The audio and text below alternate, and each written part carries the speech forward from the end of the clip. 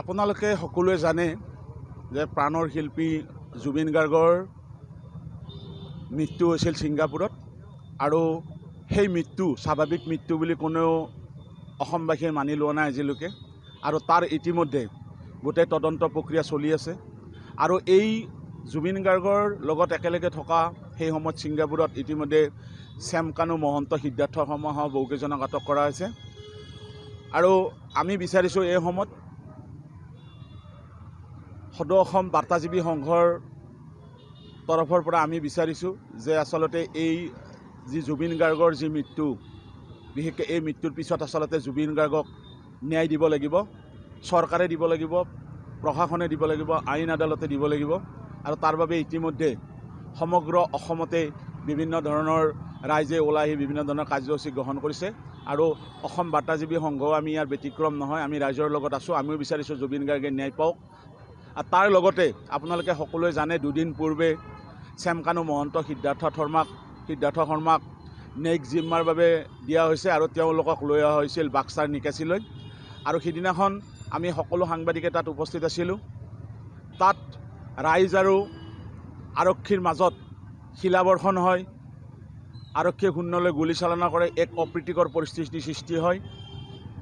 যেনেদৰে তাত শ্যামকানু মহন্তহঁতক লৈ অহা গাড়ীত আক্ৰমণ কৰা হয়, ঠিক তেনেদৰে তাৰ পিছতে এক অপ্ৰীতিকৰ পৰিস্থিতিৰ সৃষ্টি আৰু তাত আমি বাতৰি পৰিৱেশন কৰি আছিলোঁ আৰু এই বাতৰি পৰিৱেশন কৰা সময়ছোৱাত শিলাবৰ্ষণ, ৰাইজৰ শিলাবৰ্ষণ, আৰক্ষীৰ শূন্যলৈ গুলীচালনা এনেকুৱা ধৰণৰ ঘটনাত আমাৰ 15জনৰো অধিক সাংবাদিক দুৰ্ভাগ্যজনকভাৱে আহত হ'ব লগা হৈছে।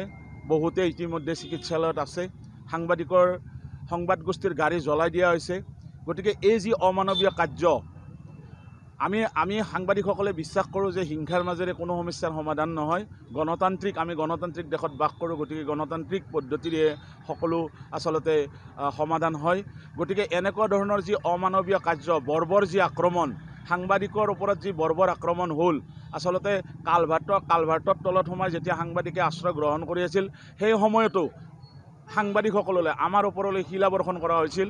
গতিকে এনেকুৱা ধৰণৰ যি বৰ্বৰ আক্ৰমণ, এই আক্ৰমণৰ প্ৰতিবাদত আজি আমি সদৌ অসম বাৰ্তাজীৱী সংঘৰ নিৰ্দেশমৰ্মে নলবাৰী জিলা বাৰ্তাজীৱী সংঘই নলবাৰী থানাৰ চকত দুঘণ্টীয়া অৱস্থান ধৰ্মঘট কাৰ্যসূচী পালন কৰিছোঁ।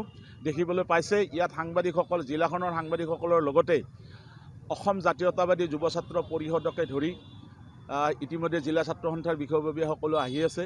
গতিকে সকলোৱে আহি ইয়াত আমাক সহযোগ কৰিছে আৰু সকলোৱে বিচাৰিছে যে হিংসাৰে নহয়, আচলতে শান্তিপূৰ্ণভাৱে আমি জুবিন গাৰ্গৰ যি ন্যায়, সেই ন্যায় আমি আজৰি আনিব লাগিব আৰু আমি চৰকাৰক দাবী জনাইছোঁ, অসম চৰকাৰক দাবী জনাইছোঁ, যিহেতু আমি গণতন্ত্ৰৰ চতুৰ্থ স্তম্ভ হিচাপে আমাক স্বীকৃতি প্ৰদান কৰা হৈছে। গতিকে আমাৰ যি নিৰাপত্তা, সেই নিৰাপত্তা নিশ্চিত কৰিব লাগিব, চৰকাৰে নিশ্চিত নিৰাপত্তা ব্যৱস্থা কৰিব লাগিব। আমি ৰাজ্যৰ মুখ্যমন্ত্ৰী ডাঙৰীয়ালৈ অনুৰোধ জনাইছোঁ যে আমি অন্ততঃ যেতিয়া কৰ্তব্যৰ খাতিৰত যেতিয়া আমি বিভিন্ন এক জটিল ঠাইলৈকেও যাব লগা হয়, তেতিয়া যাতে আমাৰ নিশ্চিত নিৰাপত্তা চৰকাৰে প্ৰদান কৰে, তাৰ বাবে আমি চৰকাৰক দাবী জনাইছোঁ আৰু সেই উদ্দেশ্যৰে আজিৰ এই কাৰ্যসূচী গ্ৰহণ কৰা হৈছে।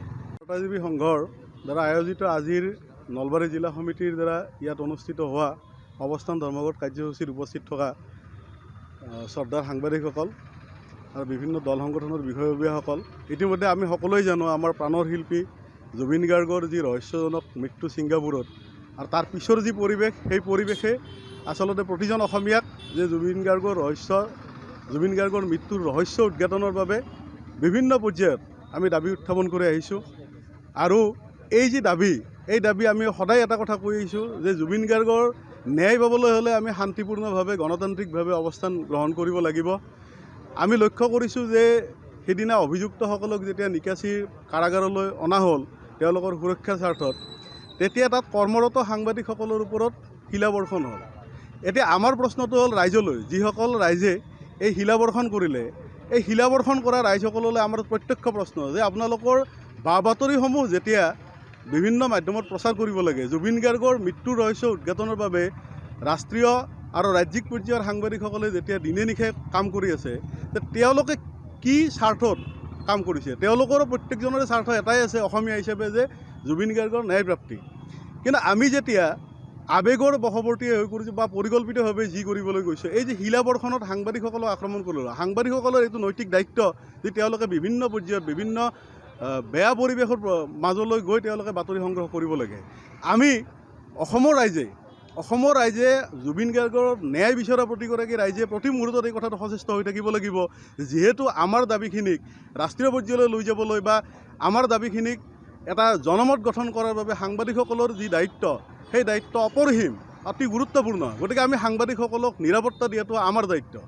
গতিকে আমি আজিৰ এই অৱস্থানস্থলীৰ পৰা অসমৰ বিভিন্ন প্ৰান্তত এনেধৰণৰ জুবিন গাৰ্গৰ ন্যায় বা জুবিন গাৰ্গৰে নহয়, বিভিন্ন সামাজিক ক্ষেত্ৰত যেতিয়া ন্যায় বিচৰা আন্দোলনবোৰ হয়, তেতিয়া অন্ততঃ আমি এটা কথা নিজক নিয়ন্ত্ৰণ কৰিব লাগিব। আমি আন্দোলনকাৰী পক্ষ বা আমি ন্যায় বিচৰা পক্ষ এটা কথা মনত ৰাখিব লাগিব যে সাংবাদিকসকল আমাৰ ন্যায় বিচৰা যাত্ৰাৰ এক অন্যতম অংশ, আৰু এই সাংবাদিকসকলৰ নিশ্চিত নিৰাপত্তা আমি নিশ্চিত কৰিব লাগিব। গতিকে আমি পুনৰবাৰ এই দাবী উত্থাপন কৰিছোঁ যে সাংবাদিকসকল নিৰাপত্তা পাব লাগিব তেওঁলোকৰ কৰ্মৰ ক্ষেত্ৰত যাওঁতে, আৰু জুবিন গাৰ্গে নিশ্চিতভাৱে ন্যায় পাব লাগিব। চৰকাৰ আৰু ন্যায় ব্যৱস্থাৰ ওপৰত আস্থা ৰাখি আমি গণতান্ত্ৰিকভাৱে শান্তিপূৰ্ণভাৱে আগবাঢ়িব লাগিব। যিকোনো খবৰৰ বাবে যোগাযোগ কৰক 7099017330 লগতে 7099017110 নম্বৰত।